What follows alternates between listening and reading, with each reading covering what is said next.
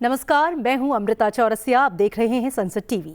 आज का ये विशेष साक्षात्कार समर्पित है भारतीय पत्रकारिता की हस्ताक्षर, जिनकी लेखनी ने राजनीति की गहराइयों को न केवल उजागर किया बल्कि समाज के हर वर्ग को नई दृष्टि दी। नीरजा चौधरी एक ऐसा नाम जो निष्पक्षता, निर्भीकता और गहन विश्लेषण का प्रतीक है। हाल ही में इन्हें चौधरी चरण सिंह अवार्ड 2024 के तहत कलम रत्न पुरस्कार से नवाजा गया है। आज हम उनके अनुभवों, उनकी प्रेरणाओं और उनके विचारों से सीखने का प्रयास करेंगे। स्वागत है नीरजा जी आपका संसद टीवी के स्टूडियो में। और सबसे पहले तो आपको चौधरी चरण सिंह अवार्ड 2024 के तहत जो कलम रत्न अवार्ड मिला है उसके लिए बहुत बहुत बधाई। और नीरजा जी, पत्रकारिता जगत में जो 4 दशक का आपका करियर है और आज ये अवार्ड, इस यात्रा को आज कैसे आप समराइज करेंगी? आप क्या महसूस कर रही हैं? देखिए, ये बहुत बड़ा सम्मान दिया गया है, मैं उसकी बहुत आभारी हूँ। चौधरी चरण सिंह के नाम पे दिया गया। जयपाल रेड्डी एक जनता पार्टी के और कांग्रेस के बड़े नेता थे जी, और वो बार बार ये कहा करते थे हमसे जब बात होती थी कि उत्तर भारत में उस समय की बात कर रहे हैं जब जनता सरकार थी कि 2 मास लीडर्स हुए हैं, इंदिरा गांधी और चौधरी चरण सिंह।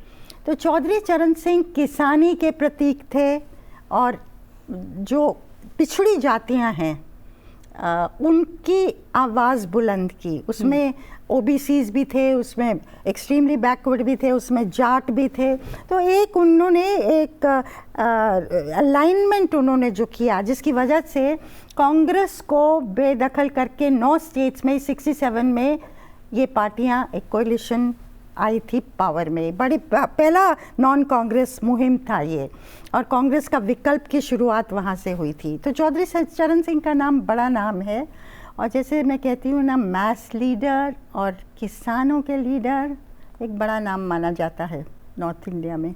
तो मैं बहुत आभारी हूँ कि ये पुरस्कार मुझे दिया गया इस साल। आपको इसके पहले और भी अवार्ड मिले हुए हैं, अगर मैं उनका नाम लूँ, चमेली देवी जैन अवार्ड, प्रेम भाटिया अवार्ड का ये सफ़र काफ़ी इंटरेस्टिंग रहा है। मैं आपसे आज जानना चाहूँ कि पत्रकारिता बाई चांस था या बाई चॉइस, इस तरफ आप कैसे मुड़ी? देखिए, मैंने जो पढ़ाई की थी वो आर्किटेक्चर में की थी। अच्छा। और ये इत्तेफाक था कि मैं उस समय मैंने आर्किटेक्चर भी छोड़ दिया और मैं चाहती थी कि समाज को बदला जाए जी। और फिर मुझे निमंत्रण दिया गया था राजमोहन गांधी ने, जिन्होंने एक पत्रिका शुरू की थी हिम्मत, बम्बई से। और ये इमरजेंसी के दौरान इन्होंने प्रेस सेंसरशिप का विरोध किया था, इमरजेंसी का विरोध किया था।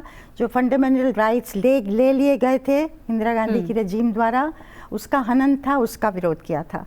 तो मैंने उस समय से, पहले भी मैं लिखी थी हिम्मत के लिए कुछ साल अर्ली 70s में, बट 75-76 से मैंने असली में पत्रकारिता शुरू की थी, जब हिम्मत वीकली को ज्वाइन किया था जी। और जो मैंने शुरुआत की थी उसके बाद हिम्मत बंद हो गई, मार्केट फोर्सेस हावी हो गए, पैसा नहीं था चलाने के लिए।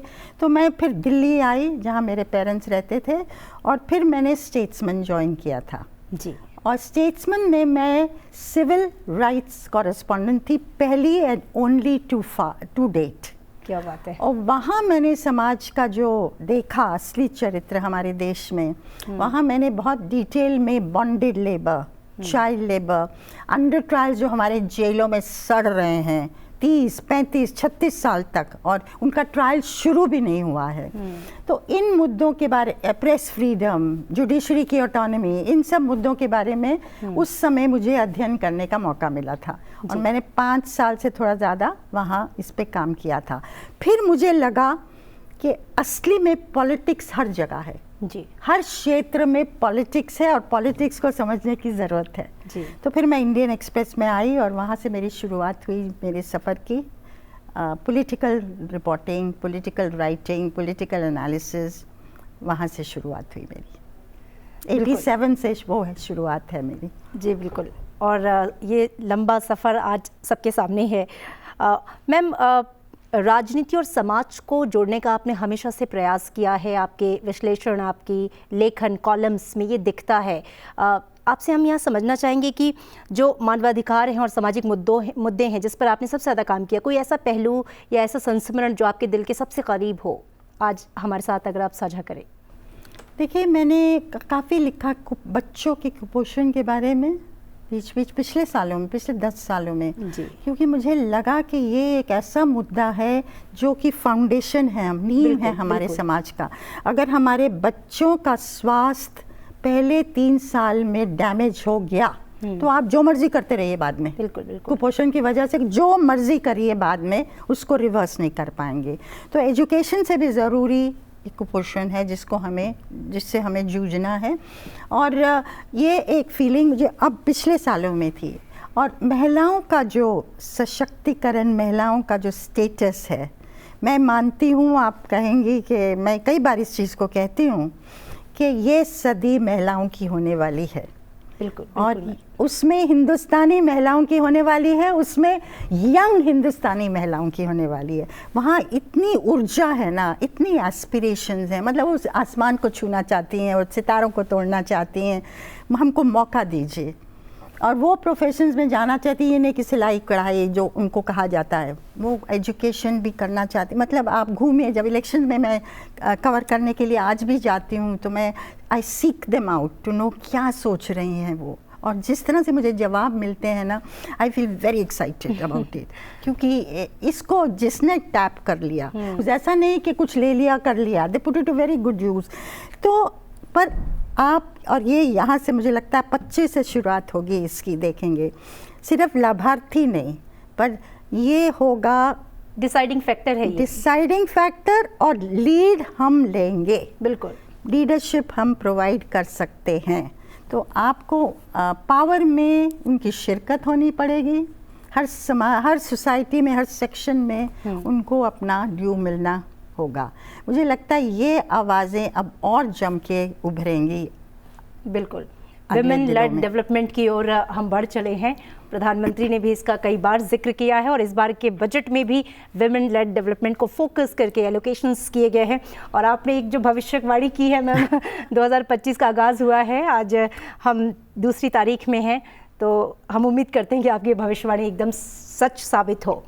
मैम, आपने अपने पूरे पत्रकारिता जगत में 10 लोकसभा चुनावों को कवर किया है, 8 प्रधानमंत्रियों के कार्यकाल को करीब से देखा और समझा है। भारतीय राजनीति का सबसे प्रेरणादायक पहलू आपको क्या लगा इस दौरान, अगर आप हमसे साझा करें?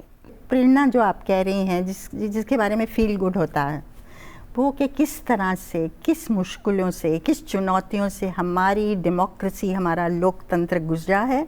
For all it's shortcomings, for all it's fault lines, आज भी कायम है। बहुत खामियां हैं, ये नहीं कि खामियां नहीं हैं जिनको दुरुस्त करने की ज़रूरत है, लेकिन आज भी, और दुनिया के लोग, देश मानते थे कि ये कैसे, ये बैकवर्ड नेशन, गरीब नेशन, ये देश कैसे डेमोक्रेसी की तरफ बढ़ेगा और डेमोक्रेटिक देश रहेगा, लेकिन रहा है।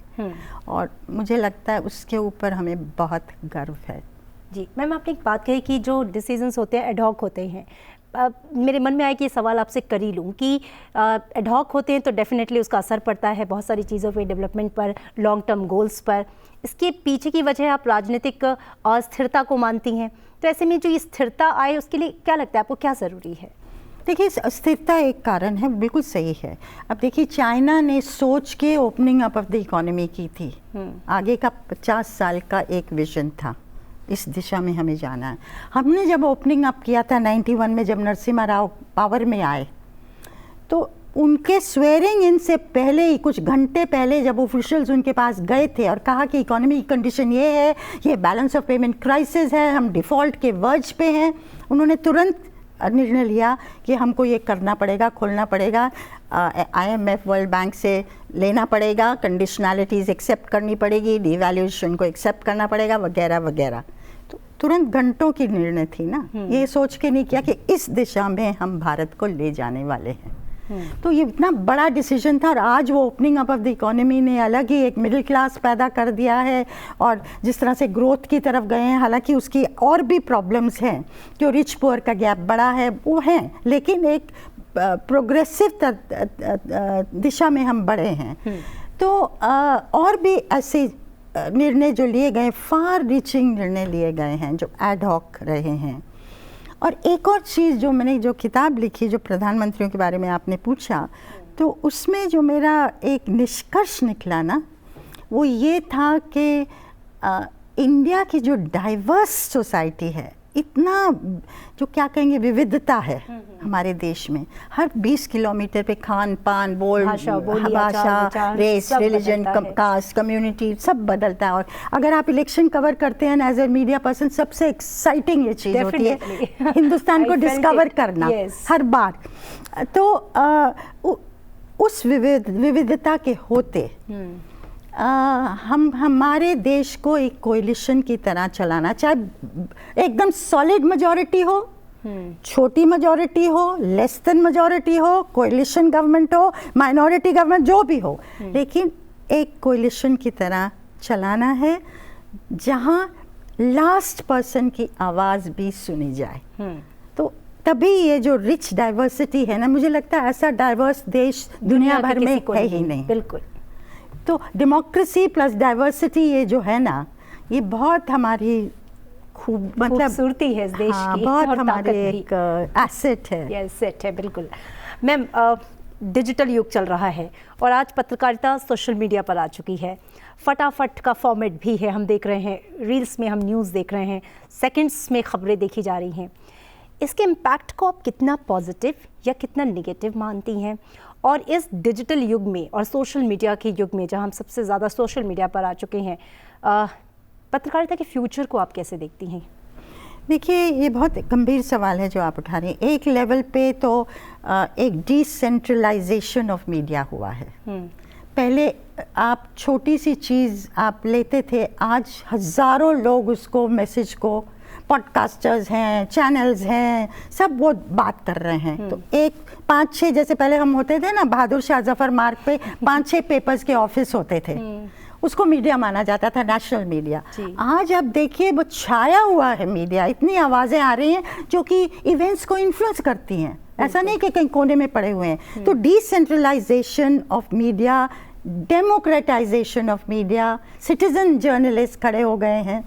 तो ये बहुत, जैसे हम कह रहे थे ना कि हम गए थे, इंदिरा गांधी बेल्ची गई थी, हरिजन वहाँ दलितों का वो हुआ था, को मारा था, तो एलिफेंट पे चढ़ के, हाथी पे चढ़ के गई थी, तो एक सॉर्ट ऑफ वो था। आज तो हज़ारों लाखों वो चीज़, उस गुना वो सामने आ रही। तो दूसरी तरफ इतना पोलराइज मीडिया और इतना जो माना जाता पार्टिजन मीडिया हो गया है। पहले जब गांव में जाते थे ना, तो लोग कहते थे हाँ ये तो ठीक ही है क्योंकि अखबार में निकला है, अखबार में निकला है तो सच होगा ही होगा, इतनी क्रेडिबिलिटी थी मीडिया की। आज लोग कहेंगे कि मीडिया ने कहा, कह नहीं सकते, मतलब उसकी क्रेडिबिलिटी नहीं है। तो सबसे बड़ा जो हमारा एसेट है, आपने पूछा ना क्या वैल्यूबल चीज़ है हमारी वैल्यूबल चीज़ है क्रेडिबिलिटी। अगर क्रेडिबिलिटी है तो सब कुछ है। अगर हम पे लोग विश्वास करते हैं, और हम क्या करते हैं, मैं तो मानती हूँ न्यूज़ रूम इज़ न्यूट्रल।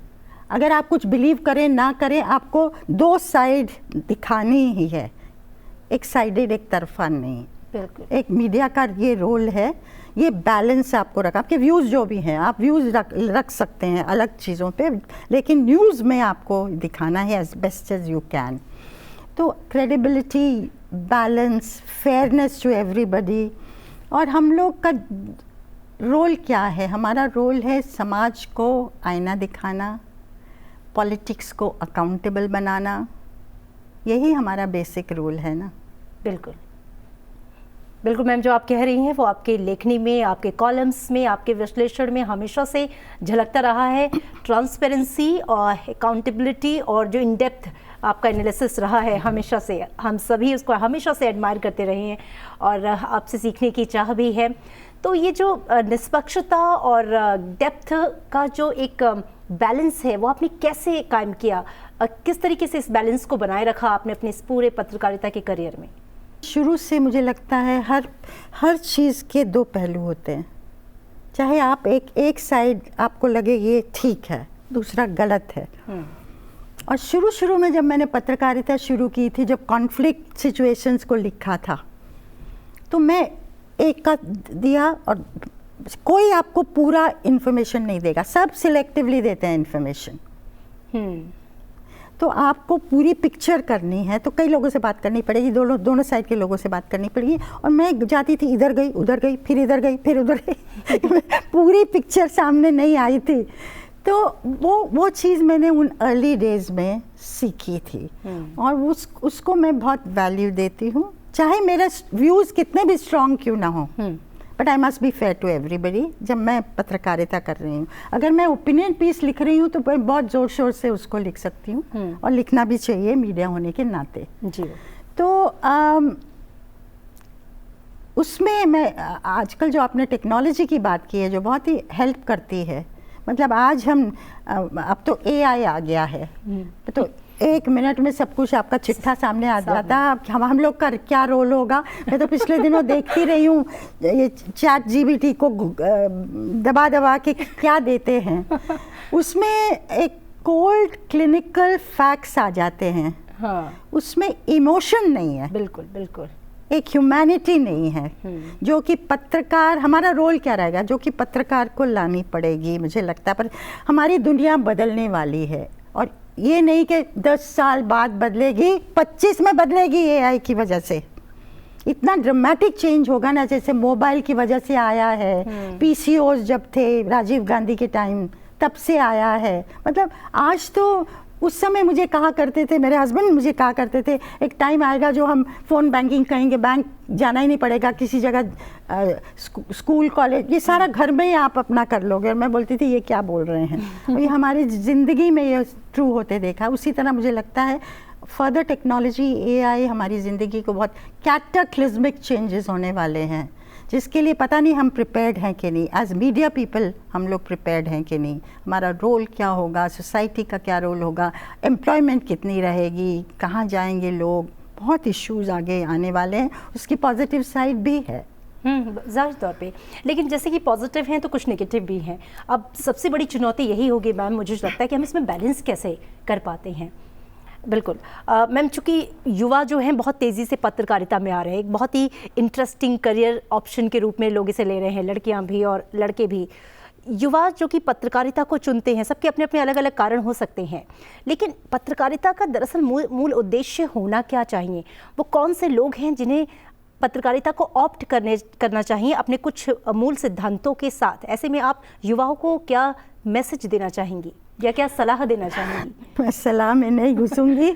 आजकल के नौजवान बहुत होशियार जनरेशन है, हम लोग से तो कहीं होशियार हैं, अपॉर्चुनिटीज़ बहुत हैं, लेकिन एक मन में आप जो आता है ना कि ये मेरा रोल होना चाहिए। पर जैसा मैंने कहा, समाज को आईना दिखाना ताकि उसके बारे में कुछ कर सकें, हम उसको दुरुस्त करने के लिए कर सकें। पॉलिटिशियंस हैं, पॉलिसी मेकर्स हैं जो हमारा समाज में इम्पॉर्टेंट पोजीशंस पे हैं, उनको कैसे अकाउंटेबल बनाना। और वो आप करेंगे क्योंकि क्रिटिसाइज़ करके, वो खामियां दिखा के ही करेंगे ना, अच्छा ताली बजा के तो वो होगा नहीं। तो पॉलिटिशियंस को भी उसको उसी नज़रिए से देखना कि मीडिया का बहुत अहम रोल है। ना तो मीडिया वहाँ है कि हमारे लिए पब्लिक रिलेशंस करे, ना हम ही ताली बजाए, क्योंकि मीडिया को भी देखना हम किस तरीके से रिस्पॉन्सिबली हम ये कर सकते हैं। तो पॉलिटिकल रिपोर्टिंग जो है ना, जो मैंने की है, आई फाउंड वेरी इंटरेस्टिंग। मुझे लोग पूछते थे कि तुम्हें बहुत डिप्रेशन नहीं होता क्या, हमारी politics is so dirty and ये बाहर दिन डे आफ्टर डे लिख के। और मैं कहती थी नहीं, मुझे तो इतना इंटरेस्टिंग लगता है क्योंकि हर समाज के पहलू को रिफ्लेक्ट करता है। जैसा मैंने कहा कि एक बड़ी नौटंकी है पॉलिटिक्स हमारे देश में, और बहुत ही इंटरेस्टिंग, फैसिनेटिंग है क्योंकि हमारे समाज को रिफ्लेक्ट करती है। It's about people all the time. बिल्कुल मैम, चूँकि मैं चाहूँगी आज इस मंच के माध्यम से, चूँकि आपने कहा कि पत्रकारिता जो है इसी साल 2025 में ही इसका पूरा फ्यूचर बदलने वाला है, तो इस बदलाव के साथ वो कौन सी इम्पॉर्टेंट चीज़ें हैं जो हमें इंटैक्ट रखनी ही पड़ेंगी? क्योंकि देखिए, कुछ चीज़ें जो होती हैं जो हमारा फाउंडेशन बनाती हैं, वो एक कहावत भी है कि आसमां में उड़िए पर ख्याल रखिए कि ज़मीन छूट ना जाए, मतलब पैर ज़मीन पे होने चाहिए। क्योंकि आप बहुत अनुभवी हैं और आपने तब से पत्रकारिता की है जब शायद हमारा जन्म भी नहीं हुआ था। ऐसे में आपसे पूछना चाहूँगी कि हम बदलाव की ओर बढ़ रहे हैं, ठीक है, लेकिन इस बदलाव के साथ वो कौन सी चीज़ें हैं जो रहनी चाहिए, इंटैक्ट हमारे साथ जुड़ी रहनी चाहिए? देखिए, एक जैसा कि पॉलिटिशियन का अपने वोटर के प्रति वफादारी एक जिम्मेवारी, उसी तरह एक पत्रकार का अपने रीडर और व्यूअर के प्रति एक जिम्मेवारी है। और आप उनको मिसलीड नहीं करिए ताकि वो अपना मन बनाएं एक लोकतंत्र में कि ये सही है, ये गलत है, यहाँ जाना है, उस समझें। और आजकल के इश्यूज तो इतने कॉम्प्लेक्स हैं, तो इस तरह से सफाई से, निष्पक्षता से उसको सामने रखना सिटीज़न के सामने, ताकि वो राइट चॉइसेस कर सके, ये एक पत्रकार मैं मानती हूँ जिम्मेवारी। मेरी माँ से मैंने एक ही शब्द सीखा है जो वो बार बार बोलती थी, और वो था निभाना। ओके चाहे वो परिवार में रिश्तों को निभाना, रिश्तों को निभाना है, जिम्मेवारियों को निभाना है, इस ज़िंदगी वो है, वो ये मानती थी। और एक लेवल पे, हालांकि डिफरेंट जनरेशन की थी, आज की चुनौतियाँ बहुत अलग हैं, लेकिन एक अंदर से जो आता है ना कि ये आपको करना, आपको फिर जो भी थपेड़े आएंगे, टेम्पटेशंस आएंगी, वो आएंगी। शॉर्टकट्स लेने के लिए टेम्पटेशन होगी, बहुत चीज़ों की टेम्पटेशन आएगी, खासकर ऐसे प्रोफेशन में जो कि पावर के करीब है। बिल्कुल। तो डेली पावर को कवर करता है, तो उन थपेड़ों में आप बह ना जाए और आपका जो कोर कमिटमेंट है जिसको आपने पकड़ा है उसको पूरी तरह से निभाएं, जिस हद तक निभा सकते हैं निभाएं, पूरी ईमानदारी से। मुझे लगता है पत्रकार का वही सबसे बड़ा रोल वही है। बिल्कुल, बहुत बड़ी बात मैम आपने कही कि ये जो निभाना शब्द है वो चाहे घर से हो और घर से बाहर निकलकर कार्य क्षेत्र में हो, अगर हम इसके साथ जुड़े रहते हैं तो शायद हर एक क्षेत्र में खुद के साथ भी न्याय कर पाएंगे और दूसरों के साथ भी। चाहूँगी आपसे इस मौके पर आपका क्लोजिंग कमेंट, आपके लिए, खुद के लिए भी, क्योंकि एक लंबी यात्रा आपने तय कर ली, आज इस मुकाम पर आकर आप कैसा महसूस करती हैं? सेटिस्फाइड? आपने जो किया उसमें आपको सब कुछ लगता है कि हाँ बेहतर रहा, और आगे के लिए डेफिनेटली हम बहुत सारी उम्मीदों के साथ आगे बढ़ रहे हैं, तो उसके लिए भी आपका एक मैसेज? नहीं, मैं बहुत शुक्रगुजार हूँ कि मुझे इतने मौके मिले, रिकग्निशन भी मिला। I am very fortunate. और जैसे कहते हैं दरवाजे भी खुले एंड मौक़ों पर। और सबसे बड़ा जो मुझे एक्साइट करता है ना, और कंटिन्यू टू एक्साइट करता है, वो हमारे देश को डिस्कवर करना। और पत्रकारिता एक माध्यम था कि मैं ये कर सकूं। जो मुझे आज भी बाहर जाना, किसी देश के कोने में, अभी मैं मणिपुर की एक लड़की से बात कर रही थी, ये सब डिस्कवर करते रहना day after day after day, कोई डल मोमेंट नहीं है। तो मुझे लगता है पत्रकारिता ने मुझे ये मौका दिया है जो मैं बहुत इसको वैल्यूबल, प्रेशियस मानती। बहुत सुंदर। और लगता है मैम एक सवाल जो मुझे लगता है मुझे पूछ लेना चाहिए, क्योंकि आप एक महिला पत्रकार, और तब से जब शायद महिला पत्रकारों की संख्या ना के बराबर थी, और आज तो खैर एक लंबी भीड़ है, लेकिन फिर भी कहीं ना कहीं मन में एक महिला पत्रकारों के डर रहता है। तो खासकर पॉलिटिकल बीट पे महिला पत्रकारों के लिए, या आपने भी क्या किन्हीं चुनौतियों का सामना किया, और क्या कुछ चुनौतियाँ आपको दिखती हैं, और अगर हैं तो उसको ओवरकम कैसे करना चाहिए, आप इसके लिए क्या राय देना चाहेंगी? देखिए, महिला के लिए बहुत मुश्किल हो जाता है कई बार, क्योंकि कई जिम्मेवारियां होती हैं। प्रोफेशनली बहुत कम्पिटिटिव वर्ल्ड है पत्रकार के लिए, महिला पत्रकार के लिए। दूसरा, आपको घर की जिम्मेवारियां भी करनी पड़ती हैं, आपको वाइडर फैमिली की जिम्मेवारियां करनी पड़ती हैं, कम्युनिटी की जिम्मेवारियां, इन सब का मिश्रण करके चलना पड़ता है।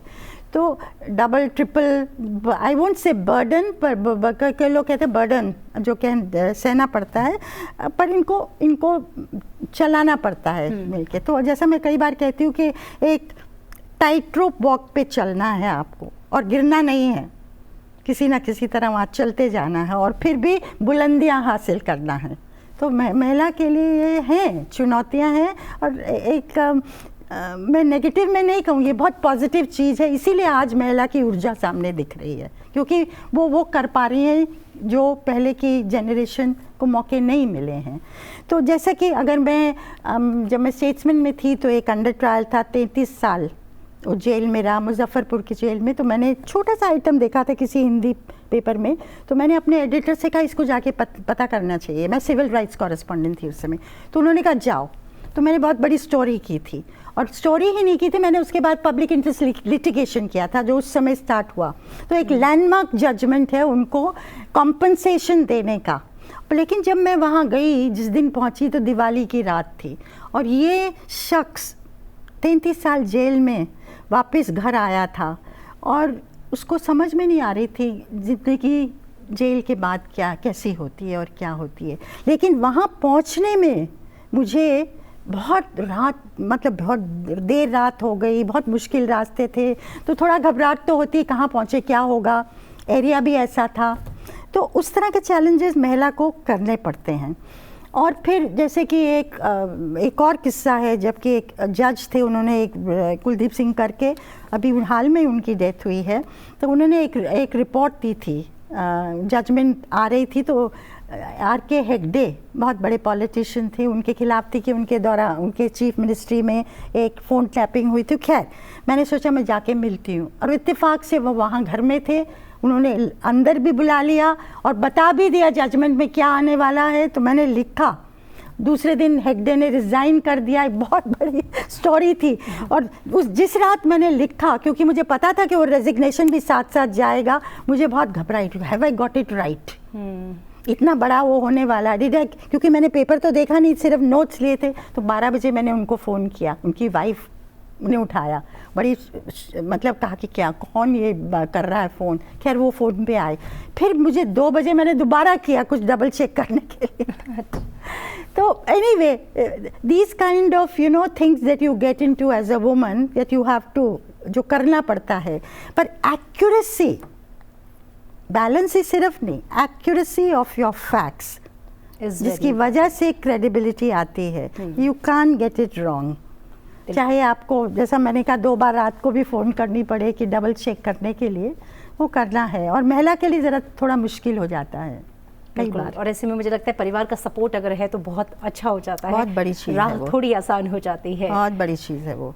जी नीरजा जी, आप संसद टीवी के स्टूडियो में आई, हमसे इतनी अच्छी बातें की। आज आपके इस साक्षात्कार के माध्यम से बहुत से युवा पत्रकारों, खासकर महिलाओं को बहुत कुछ सीखने और समझने का मौका मिला होगा। बहुत बहुत शुक्रिया आपसे बातचीत करने के लिए। तो दर्शकों, ये विशेष साक्षात्कार आप देख सकते हैं संसद टीवी पर, साथ ही संसद टीवी के यूट्यूब चैनल पर भी। ऐसी और प्रेरणादायक कहानियों के लिए जुड़े रहिए संसद टीवी के साथ। धन्यवाद।